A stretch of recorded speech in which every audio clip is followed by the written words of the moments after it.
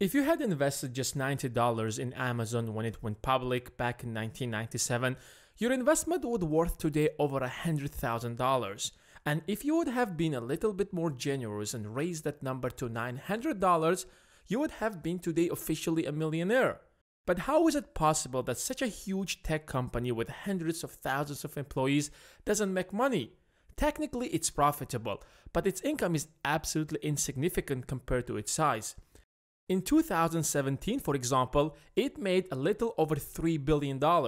That number might seem a lot, but when you consider that it was valued at $600 billion, that number becomes irrelevant. And it's not because the market was down. A year before that, it made $2.3 billion, and for the rest of its existence, it was either at a loss or making just a few hundred millions. If you compare that to other tech giants, it will seem like Amazon is about to go broke. When Apple was valued at $600 billion, for example, in 2016, it made over $45 billion. If you take a look at any other tech giants, you will realize that all of them are multiple times more profitable than Amazon, even though that their market cap is smaller. But guess what? No one really cares. Even if Amazon makes only a few hundred millions, no one will panic, and investors will keep throwing money into Amazon, and the stock price will keep rising, and it will definitely surpass Apple in the coming future because of Bezos' strategy. In his first letter to shareholders in 1997, he said, "It's all about the long run." In other words, Amazon would prioritize long-term advantages over short-term profits and focus on delivering as much value as possible to customers by lowering the prices to their minimum. The philosophy behind it is simple. Attack any industry aggressively until your competitors start bleeding and running out of cash, until you dominate the market, even if that means losing money in the short run. And once you are on the top of the hill, rewards are incredibly huge. Then you can raise the prices and do whatever you want. In 2010, Amazon decided to get into diapers business, and diapers.com was the leading online retailer. So Amazon simply chose to acquire that company, but the founders refused. Amazon threatened to drive diapers prices to zero if they wouldn't sell. And guess what? That's precisely what they did.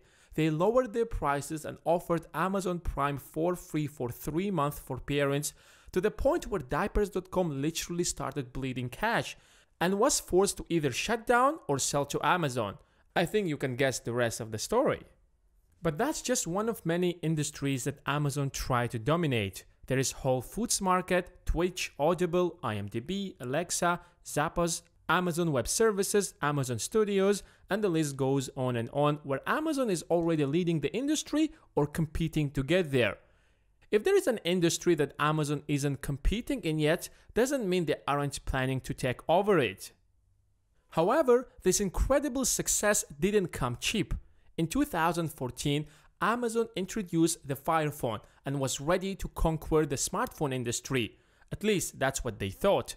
The phone wasn't really bad. It had a lot of new features that many phones didn't have at its time, and it was priced just under $200 with a 2-year contract.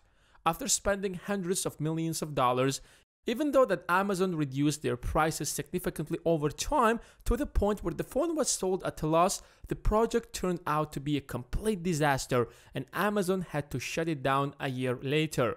It's just one of many examples of how Amazon failed.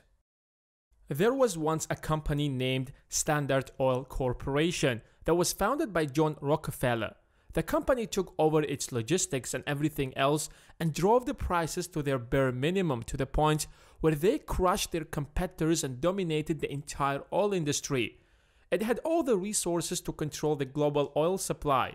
But in 1911, the US Justice Department sued the company and broke it down into 34 little companies. And since Amazon is taking one industry over another, will it grow so big that one day it will be unstoppable? Or end up like Standard Oil? We'll have to wait and see.